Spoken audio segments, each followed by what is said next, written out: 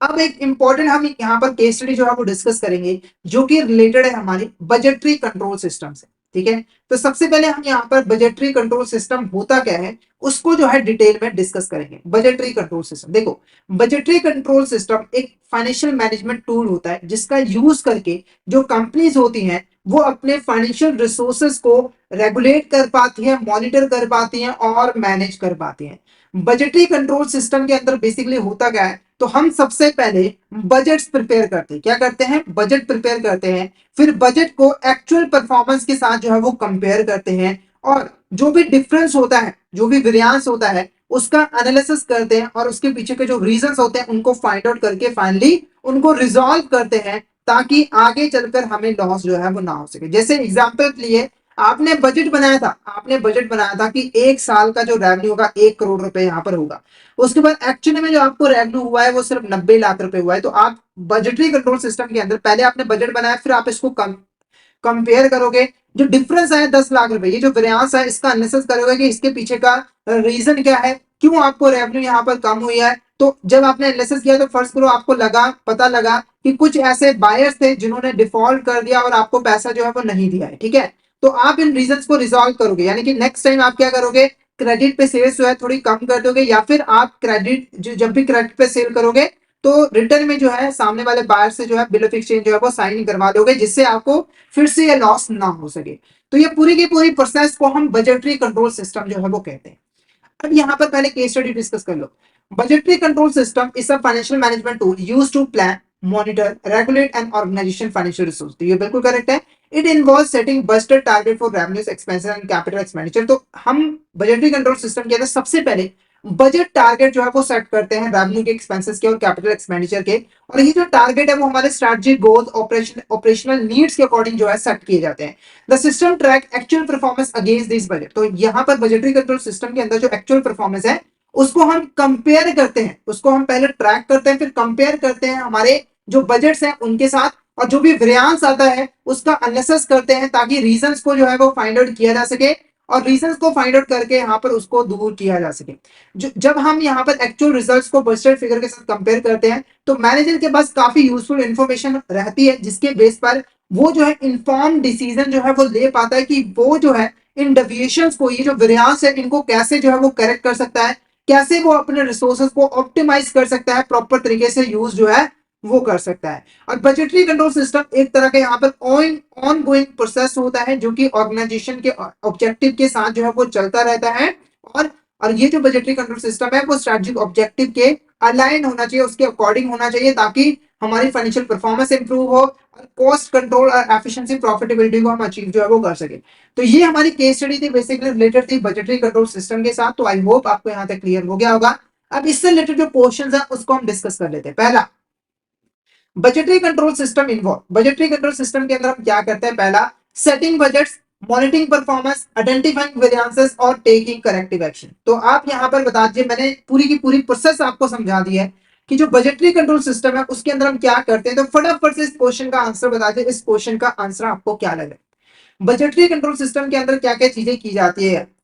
पहला, setting budget, monitoring performance, identifying variances, taking corrective action. तो यहां पर हमारा जो करेक्ट आंसर रहेगा वो ऑप्शन डी रहेगा, क्योंकि ये सारी की सारी जो चीजें हैं वो बजटरी कंट्रोल सिस्टम के अंदर जो है वो की जाती है। Next question, which of these the component of budgetary control system. इसमें से कौन सा हमारा कंपोनेंट होता है बजटरी कंट्रोल सिस्टम का? पहला, organisation chart and budget centre, budget manual and budget committee, budget controller and budget report. तो यहां पर जो हमारा आंसर रहेगा वो रहेगा ऑप्शन डी, क्योंकि सारे बजट के साथ रिलेटेड है। तो ये सारे के सारे इंपॉर्टेंट कंपोनेंट होते हैं बजटरी कंट्रोल सिस्टम के। ठीक है, अब ये कंपोनेंट्स क्या है इसको थोड़ा सा अगर हम डिस्कस करें, पहले बात करते हैं ऑर्गेनाइजेशन चार्ट की। ऑर्गेनाइजेशन चार्ट क्या होता है? तो देखो, हमारी कंपनी के अंदर जितने भी हमारे एग्जीक्यूटिव्स हैं, यानी कि मैनेजमेंट के अंदर लोग काम करते हैं, ऑफिसर्स हैं, उनकी फंक्शनल रिस्पॉन्सिबिलिटीज जो है ऑर्गेनाइजेशन चार्ट के अंदर लिखी होती है। यानी कि एक एग्जीक्यूटिव को क्या क्या फंक्शन यहाँ पर परफॉर्म करने हैं, उनकी क्या क्या रिस्पॉन्सिबिलिटीज है, वो ऑर्गेनाइजेशन चार्ट के अंदर लिखी जाती है। उसके बाद आता है बजट सेंटर। बजट सेंटर क्या होता है? तो बेसिकली देखो, बजट सेंटर कोई यहाँ पर कंपनी का सेक्शन हो सकता है, या फिर कोई डिपार्टमेंट हो सकता है जो कि फंक्शंस को परफॉर्म करता है। जैसे कि आपने सेल्स बजट बताया बनाया, तो सेल्स का जो फंक्शंस है उसको परफॉर्म करने का काम कौन करेगा? Budget centre. जैसे कि आपने प्रोडक्शन बजट बनाया है, तो जो प्रोडक्शन डिपार्टमेंट है वो एक बजट सेंटर होगा जो कि प्रोडक्शन से रिलेटेड एक्टिविटीज को परफॉर्म करेगा। ऐसे ही अगर आप परचेज बजट बनाते हो तो जो परचेजिंग डिपार्टमेंट है वो बजट सेंटर होगा जो कि यहाँ पर परचेजिंग से रिलेटेड एक्टिविटीज को परफॉर्म जो है वो करेगा। बेसिकली बजट सेंटर की यूनिट होता है जहां पर बजटेड एक्टिविटीज यानी कि जो आपने सोचा है काम करने का वो एक्टिविटीज को परफॉर्म जो है वो किया जाता है, साथ ही साथ उनको मॉनिटर भी किया जाता है। उसके बाद आता है बजट मैन्युअल।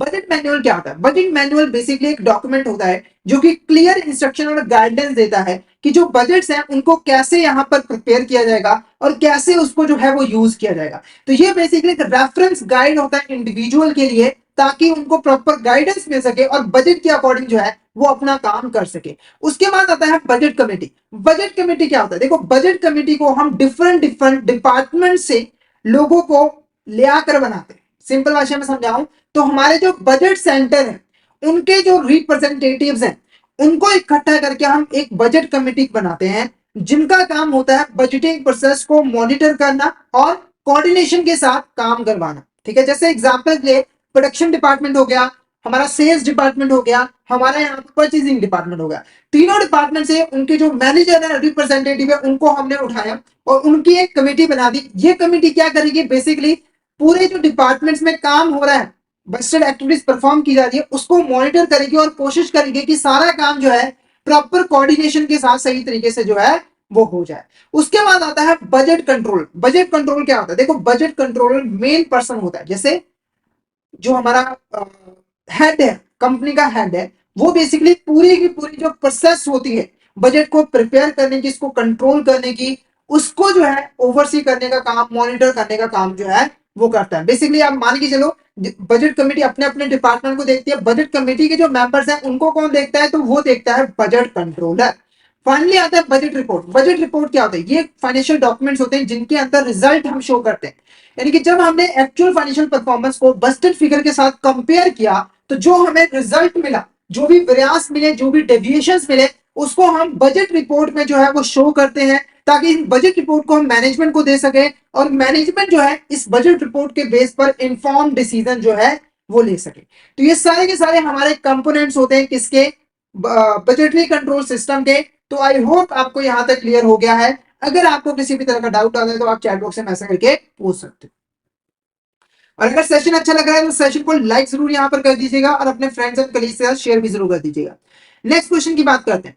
नेक्स्ट क्वेश्चन की बात करते हैं, which of these advantage of budgetary control system. तो यहां पर कौन सा हमारा एडवांटेज होता है बजटरी कंट्रोल सिस्टम का? पहला, the budget expresses the organisation goals and priority. तो बिल्कुल ये एडवांटेज होता है, बजट के अंदर क्लियरली बताया जाता है कि हमारी जो ऑर्गेनाइजेशन है उनके गोल्स क्या है और उनकी प्रायोरिटी क्या है, यानी कि कौन सा गोल सबसे पहले यहाँ पर अचीव करना है, कौन सा गोल सबसे ज्यादा जरूरी है, उसको यहाँ पर एक्सप्रेस किया जाता है, जिससे पूरी ऑर्गेनाइजेशन को पता होता है कि उसे कौन से गोल को अचीव करने के लिए काम करना है। उसके बाद है optimum utilisation of limited resources. जब हमने अपने रिसोर्सेज का बजट पहले से फिक्स किया हुआ है तो हर रिसोर्सेज को हम सही तरीके से यूज करते हैं, क्योंकि अगर बजटेड फिगर से ज्यादा रिसोर्सेज को यूज किया गया तो हमें ऊपर जवाब देना पड़ेगा। इस चीज को देखते हुए कोई भी इंप्लॉय जो है रिसोर्सेज को मिसयूज नहीं करता है, उसको वेस्ट नहीं करता है। तो ये हमारा एक एडवांटेज होता है बजटरी कंट्रोल सिस्टम का। Budgeting promotes coordination among different functions. ठीक है, तो देखो हमारे जो डिफरेंट डिपार्टमेंट्स के एम्प्लॉयज हैं जो साथ में मिलकर काम करते हैं, उन्हें एक दूसरे की रिस्पॉन्सिबिलिटी, ड्यूटीज का पता होता है, जिसकी वजह से उनके बीच में कोई भी कंफ्लिक्ट नहीं होता है और वो एक साथ मिलकर कोऑर्डिनेशन के साथ जो है वो काम कर पाते हैं।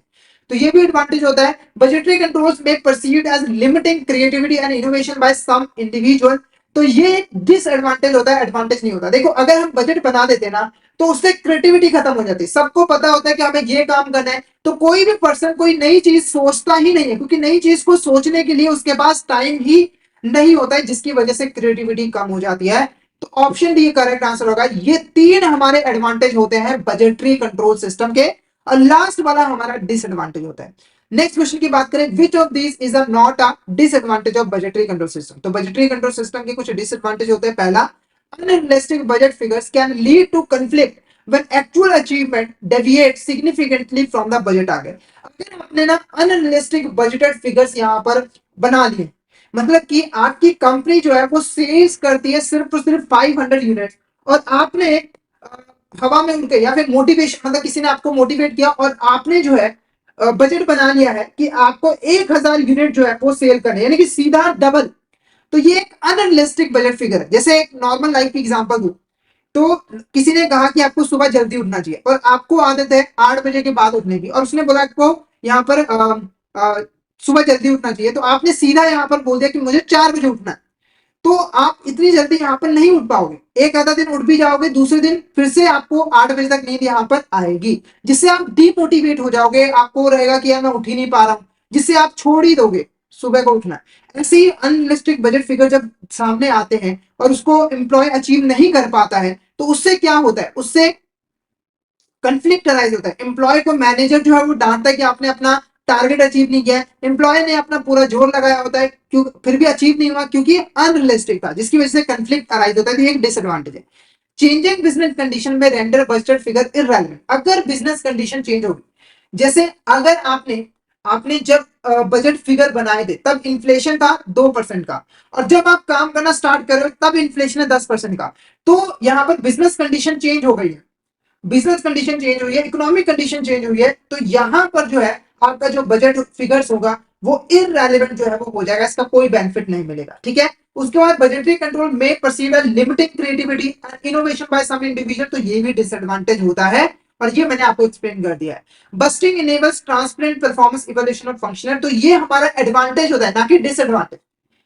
आप ना बजट के जरिए जो हमारे फंक्शनरीज है, यानी कि जो एम्प्लॉयज काम करते हैं, उनकी परफॉर्मेंस को ट्रांसपेरेंट तरीके से जो है इवेल्युएट कर सकते हो। तो option D is the correct answer. Option D हमारा यहाँ पर करेक्ट आंसर जो है वो रहेगा, ये हमारा डिसएडवांटेज नहीं होता। तो आई होप आपको यहाँ तक क्लियर हो गया होगा। अगर आपको किसी भी तरह का डाउट आता है तो आप चैट बॉक्स में मैसेज करके पूछ सकते हो। फटाफट से मुझे चैट बॉक्स में बता दीजिए क्या आपको यहाँ तक क्लियर। अब इसलिए एक बार मुझे चैट बॉक्स में यहाँ पर कंफर्मेशन दे दीजिए क्या आपको यहाँ तक क्लियर है, फिर हम यहाँ पर नेक्स्ट क्वेश्चन देखेंगे। अब नेक्स्ट क्वेश्चन की बात करते हैं। नेक्स्ट क्वेश्चन की बात करते हैं। Dash is a budgeting technique that starts from zero base for each budgeting period without considering any constraint of past data. देखो, जब हमें नॉर्मली कोई बजट बनाना होता है तो हम अपना जो पास्ट डाटा होता है उसके बेस पे बजट बनाते हैं। जैसे आपने यहाँ पर सेल्स बजट बनाया, आपने यहाँ पे एक सेल्स बजट बनाना है, ठीक है। तो आपने पास्ट में देखा कि आपकी कंपनी की सेल्स कितनी है। जैसे मान के चलो 2018 के अंदर आपकी सेल्स थी 10,000, 2019 के अंदर थोड़ी सी सेल यहाँ पर बढ़ी 11,000 हो गई, और 2020 के अंदर आपकी जो सेल्स है वो 12,000 हो गई। तो आप देख रहे हो कि हर साल आपकी जो सेल है वो 1,000 यूनिट जो है वो बढ़ रही है। ठीक है। तो इस पास डाटा के बेस पर आपने सेल्स बजट बनाया कि इस साल हमें कम से कम 13,000 यूनिट्स की जो है वो सेल्स करनी है। तो ये हमारा नॉर्मल बजट हुआ।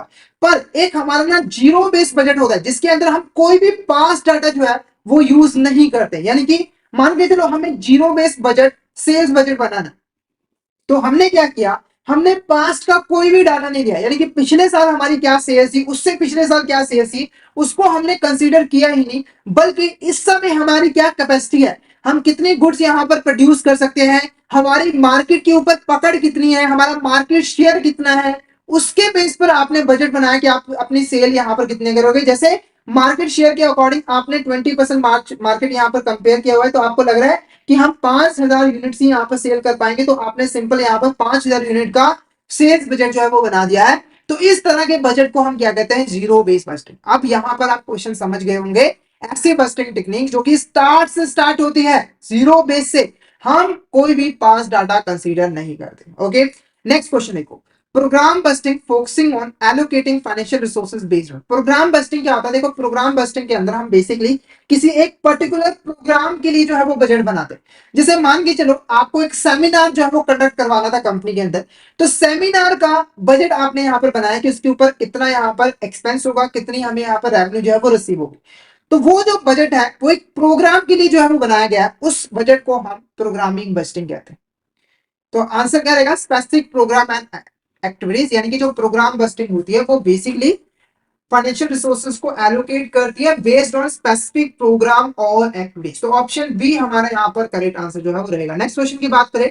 Dash is an approach to busting that emphasizes the achievement of specific performance objective and outcome, and it focus on measuring and evaluating the performance of program and activities as the basis for resource allocation decision। ठीक है, तो इसका जो answer है वो है performance bursting. देखो performance bursting के अंदर हम परफॉर्मेंस का बजट बनाते हैं कि हमारी परफॉर्मेंस यहाँ पर कितनी होनी चाहिए। जैसे एग्जाम्पल के लिए हमारे एक एम्प्लॉय है ए, उसकी परफॉर्मेंस हमने की है कि उसकी जो परफॉर्मेंस है वो इतनी होनी चाहिए कि एक दिन में वो 100 यूनिट जो है वो प्रोड्यूस करेगा। तो ये जो बस्टिंग हमने किया वो किया परफॉर्मेंस बस्टिंग। अब अगर मान के चलो इसने यहाँ पर सिर्फ और सिर्फ 80 यूनिट्स प्रोड्यूस की, तो इस परफॉर्मेंस के बेस पर हम डिसीजन लेंगे कि हमें कितने यहाँ पर रिसोर्सेज जो है वो इस एम्प्लॉय पे खर्च करने हैं, यानी कि एलोकेट करने, यानी कि इसको कितनी सैलरी जो है वो पे करनी है, कंपनसेशन जो है वो पे करना है। तो इस तरह की बस्टिंग और परफॉर्मेंस बस्टिंग जो है वो कहते हैं। जैसे हम किसी डिपार्टमेंट की परफॉर्मेंस देख सकते हैं, जैसे हम कहेंगे सेल्स डिपार्टमेंट, तो सेल्स डिपार्टमेंट की परफॉर्मेंस ऐसी होनी चाहिए कि उसकी जो सेल्स है वो 10% से इंक्रीज हो। तो ये जो बजट हमने बनाया वो परफॉर्मेंस बजट का बनाया है। ठीक है, और इसके बेस पर ही हम डिसीजन लेंगे कि उस सेल्स डिपार्टमेंट को आगे हमें रिसोर्सेस कितने एलोकेट जो है वो करने की जरूरत होगी।